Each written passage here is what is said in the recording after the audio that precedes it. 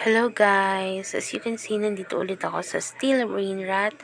So, papakita ko lang sa inyo itong mga brain rats na nakuha ko ulit. Bala ko kasi sana na mag-join ulit sa public server sa mga susunod na araw. Itong sa susunod na mga araw pa,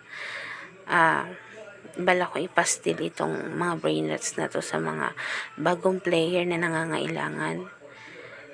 So, hindi naman ito ganun ka-valuable na sobrang lalaki ng ng may bibigay na money, pero okay pa rin naman para dun sa mga bago pa lang na maglalaro nito, 'di ba?